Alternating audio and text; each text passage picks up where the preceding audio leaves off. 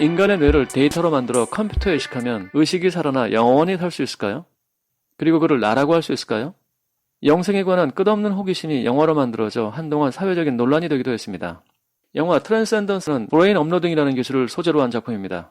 관객들 중 일부는 이 기술이 순전히 SF적인 기술로 알고 있겠지만 사실 브레인 업로딩은 유럽과 미국 지성계에서는 현재 굉장히 핫한 이슈 중 하나입니다. 공상과학적 기술을 가지고 만든 영화가 아니라 이미 굉장히 논란이 되고 있는 주제를 가지고 만든 영화라고 할 수 있겠습니다. 여기서 등장하는 중요한 개념이 바로 특이점입니다. 영화 속 한 강연장에서 주인공 윌은 강력한 인공지능의 등장을 예고하면서 다음과 같이 말합니다.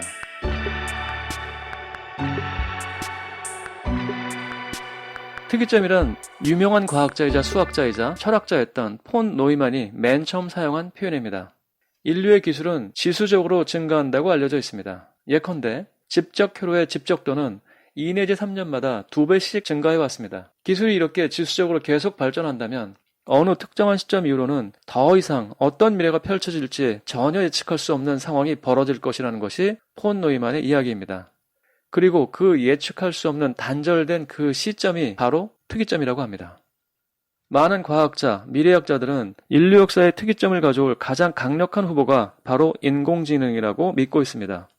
그 이전까지는 인류가 기술을 발전을 주도해왔지만 일단 AI가 개발되고 나면 기술 개발의 주도권이 AI에게로 넘어가기 때문에 우리의 추측이 무효화된다는 것입니다. 2014년 5월 1일 목요일 블랙홀이나 우주의 기원, 시간에 관한 연구로 유명한 영국의 우주물리학자 스티븐 호킹이 우리에게 경고를 보냅니다. 영국의 일간지 인디펜던트지에 게재된 성명서에서 스티븐 호킹은 인공지능이 우리에게 가져올 불행한 결과에 대해 경종을 울리고 있습니다. 컴퓨터의 기계학습 능력은 빅데이터라 불리는 대량의 데이터가 공급되면서 곧 예측이 불가능해질 것이며 그 결과 컴퓨터는 우리의 손을 벗어나 서서히 지배자로 등장할 것이라는 겁니다. 아무래도 이 성명서는 그보다 조금 앞서 개봉된 트랜센던스 이 영화의 영향을 받은 듯합니다. 스티븐 호킹의 주장은 인공지능에 의해 세상이 바뀌고 인간도 바뀐다는 겁니다. 자연도, 생활, 그리고 의식, 시간마저도 완전히 달라져 버리고 만다는 이 변화의 점이 바로 기술적 특이점이라는 겁니다. 자, 특이점, 즉 영어로 singularity, 이 단어의 어원은 단 하나라는 의미를 가지고 있는 single라는 단어를 써왔습니다. 이는 이전과는 구별되는 시간적인 단절을 의미하기도 합니다. 이러한 단절로 인해서 인간에 대한 관점인 휴머니즘이라는 것이 인간 중심적 가치의 연장선상에서 볼 수 있을 것이냐, 아니면 휴머니즘과는 전혀 다른 단절적이며 새로운 의미로 해석될 것인가 하는 고민을 안게 됩니다. 마찬가지로 선 마이크로 시스템즈의 공동 창업자인 빌 조이라는 사람은 왜 미래는 우리를 필요로 하지 않게 되는가라는 제목의 논문을 발표하면서 사회적인 경종을 울리기도 했습니다. 내용의 핵심은 미래가 더 이상 우리 인간을 필요로 하지 않는다는 점입니다. 이러한 성명의 놀라운 공통점은 그 내용을 넘어서 그러한 성명을 발표한 이들이 엔지니어와 과학자라는 점입니다.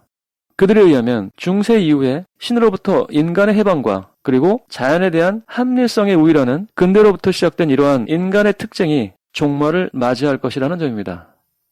그들이 가장 희망하는 것 중 하나는 기계에 인간의 정신을 이식하거나 인간의 육체에 과학기술을 접목하여 탄생하는 새로운 유형의 인간입니다. 타임즈의 2011년 2월 21일자는 2045년 인간이 불사의 몸을 갖게 될 때라는 특집을 게재하기도 했습니다. 이렇게 인간의 또 하나의 형태인 트랜스휴먼은 머지않아 출현해서 현재의 한계를 뛰어넘는 새로운 능력을 갖춤으로써 더욱 진화된 인류로 존재하게 될 것이라는 겁니다. 이는 다시 말해서 우리의 정신이 생물학적인 기반으로부터 컴퓨터 속으로 들어가는 것을 말합니다. 즉 뇌가 생물학적으로 죽은 뒤에 우리의 의식이 디지털 세계로 이행한다는 의미입니다. 이 생물학적인 융합의 보상으로서 의식이 일단 디지털화 돼버리면 우리는 영원히 살 수 있다는 논리입니다.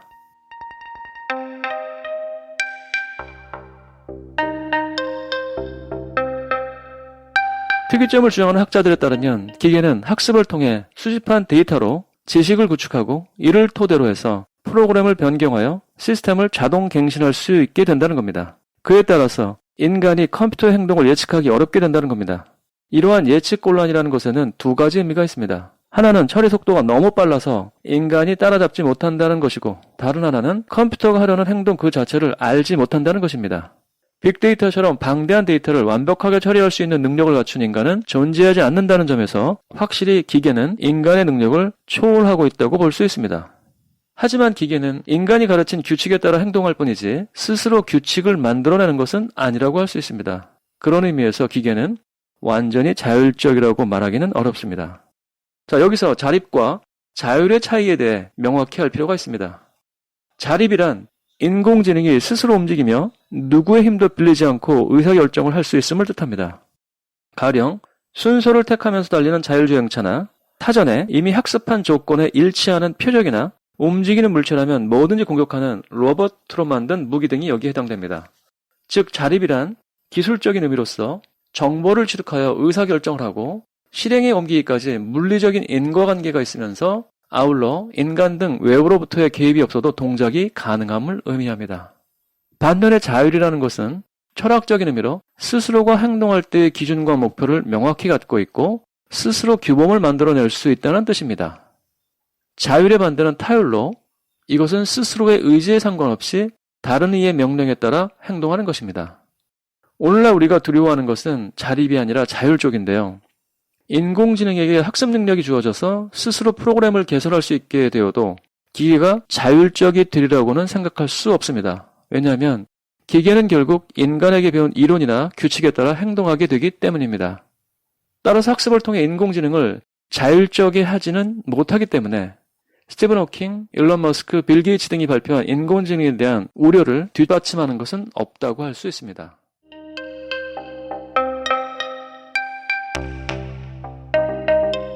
특이점의 가설이 그리는 미래상에서는 마침내 기계가 인간의 뇌를 능가하는 능력을 손에 넣어 인간의 의식을 업로드할 수 있게 된다고 합니다.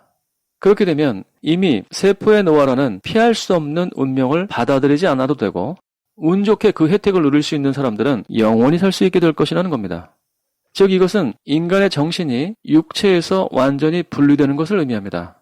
육체로부터 완전히 구별된 자율적인 존재가 된다는 겁니다. 정신은 그것을 낳아 키워온 생리학적 기반으로부터 독립하여 컴퓨터에서 살아나갈 수 있다고 합니다. 그 결과 정신은 물질과는 완전히 분리된 다른 존재가 됩니다. 이는 결과적으로 극단적이고 모순된 이원론에 빠지게 됩니다. 특이점 추종자의 상당수는 SF적 발상의 꿈같은 이야기와 과학 및 테크놀로지 연구의 성과에 의거한 프로젝트의 실현을 혼동하고 있는 듯합니다. 정신과 육체의 극단적인 분리인 이원성, 이는 특이점의 가설을 믿는 이들에게 나타나는 믿음의 방식이라고 할 수 있습니다. 즉, 테크놀로지가 발전해 갑자기 인간의 정신과 분리되고 인간의 정신은 정체불명의 상태가 되어버린다는 이러한 생각은 과학의 연구 대상이 될 수 없으며 이는 과학의 영역이 아니라 흡사, 영적인 계시, 예언이나 점술의 영역에 속하는 것이라고 비판받기도 합니다.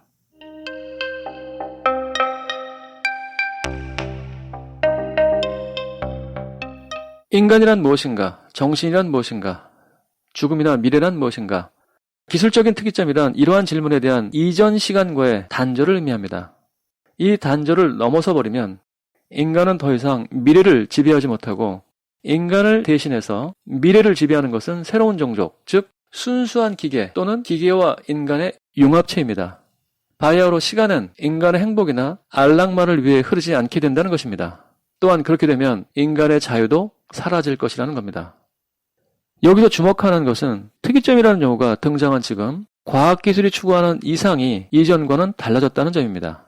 18세기 전성기를 맞이한 계몽주의에서 과학기술이란 인간에게 있어 자연을 지배하고 스스로의 운명을 제어하기 위한 것이었는데 특이점 추종자들에 따르면 과학기술의 진보로 인해서 인간은 자신의 미래에 대한 영향력을 잃어버린다는 겁니다.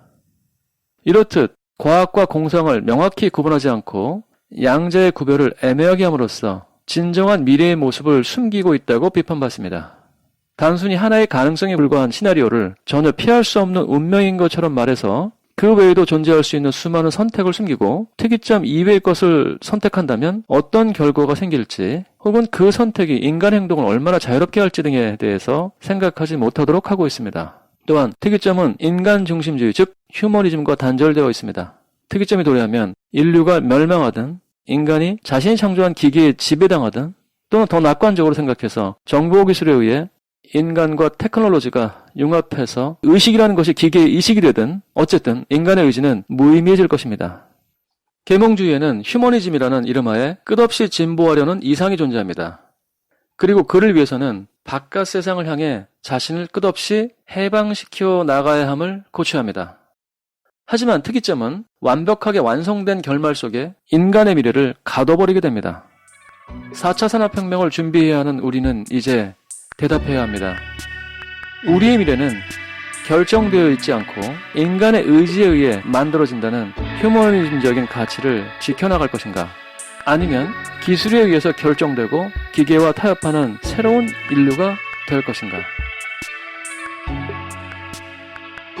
다음 편 2부에서는 대부분의 IT 기업과 고명관 학자들이 공통적으로 특이점의 정당성에 대해 강조하는 이유를 알아보겠습니다. 이 영상을 보시는 여러분과 함께 진지한 토론을 통해 내일을 준비하고자 합니다. 댓글을 통해 많은 질문과 의견 부탁드립니다. 감사합니다.